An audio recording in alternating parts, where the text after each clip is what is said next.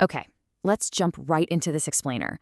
We're looking at a mind-boggling scenario from the Madlanga Commission.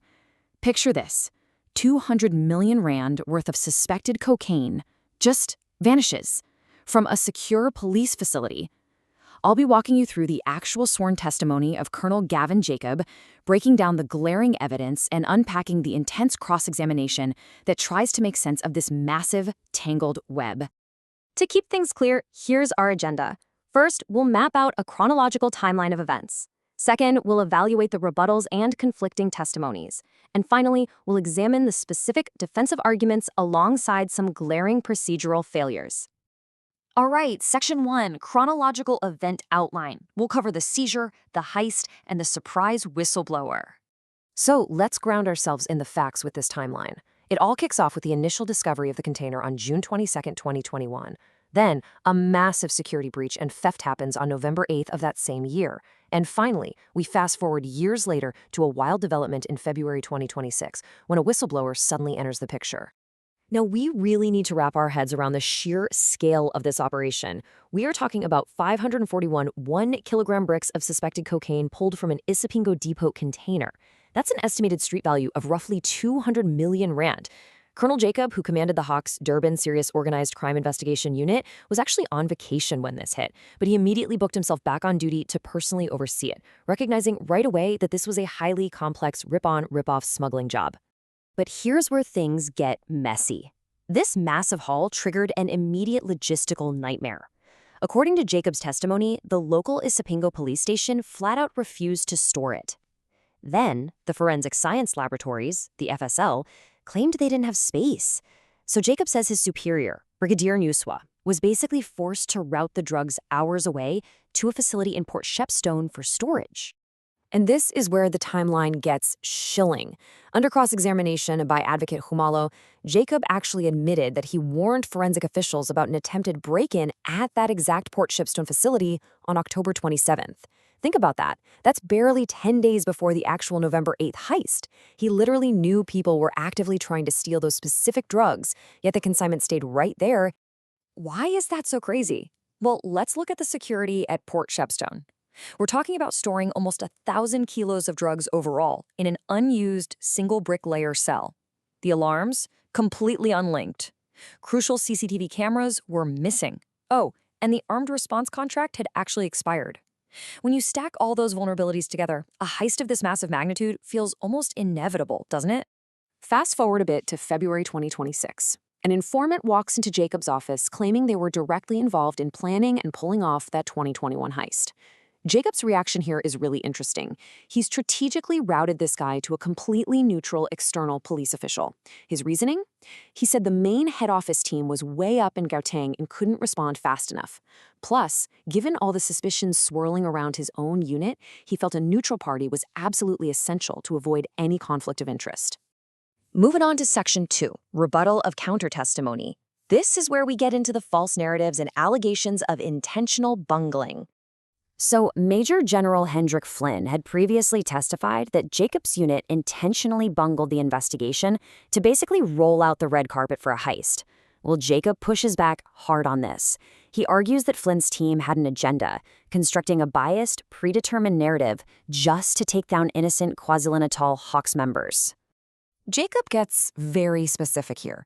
He claims that because Flynn didn't have hard evidence of the actual theft, his team relied on witness intimidation and forced statements to piece together what he calls a plausible theory. Basically, he's alleging that Flynn looked at the terrible security at Port Shepstone and just assumed corrupt cops must have orchestrated it, rather than actually proving it with facts. Jacob also had to defend a highly criticized decision. Why didn't he cordon off the original Isipingo depot crime scene when the container was opened? His explanation?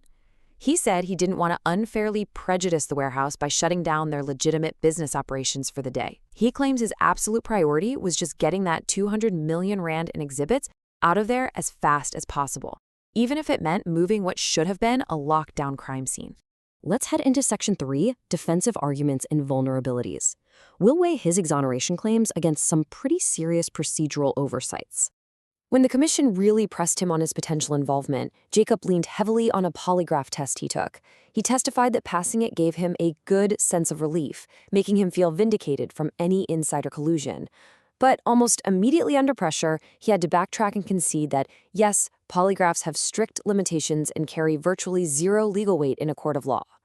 Advocate Malape Solo SC did not let this go. She sharply cross-examined him on this specific defense, actively questioning why lie detection should carry any evidentiary weight in a high-stakes corruption inquiry, especially since earlier testimony showed massive administrative problems with how these tests were given to various officers. As the commission pointed out, passing a flawed test definitely doesn't equal innocence. And then the commission laid out a staggering list of procedural failures, starting from the exact second that container seal was broken. I mean, the specialized local criminal record center was completely bypassed, which meant absolutely zero DNA or fingerprints were collected. Jacob also failed to properly exhaust other secure storage options, and, perhaps most alarmingly, he admitted to falsifying police documentation. Advocate Sello really pressed Jacob on his decision to bypass the forensic teams. Jacob's excuse was that he just didn't have enough exhibit bags, but he had to concede that this single failure compromised crucial DNA and fingerprint evidence. Sello correctly pointed out that sharing those prints with global databases, like in Brazil, is exactly how law enforcement tracks international cartels. By skipping that step, the intelligence trail went totally cold, crippling the broader fight against global drug syndicates. But perhaps the most explosive revelation of the entire inquiry? It's sitting right there on page 190 of the transcript. Jacob admitted directly to Advocate Sello that an official police diary entry was completely fabricated. The entry claimed a customs official Nutuko Kuzweo was present during the breaking of the container seal. Turns out, there was no such customs official there. At all. Advocate Sello bluntly asked if this fake official was just inserted to give a false semblance of officialdom to a messy operation. Now, Jacob denied doing it maliciously, claiming it was just an error in hindsight. But let's be real, when a senior investigator invents a named customs official in an official log, it leaves a massive, glaring investigative hole that is almost impossible to defend. Finally, Advocate Sello dismantled Jacob's central defense about the storage of the drugs. Jacob had claimed he exhausted all avenues before letting his superior move the drugs to that vulnerable Port Shepstone office. Yet, under cross-examination, he admitted he hadn't truly called or checked all the local Durban police stations. He just made assumptions based on past complaints, failing to verify actual secure storage capacity for a 200 million rand haul. So, as we wrap up this explainer, we are left to ponder a highly provocative question. You have an officer passing polygraphs and blaming his superiors, but that's contrasted against fabricated diary entries, ignored forensic evidence, and a failure to secure massive amounts of drugs despite knowing about active threats.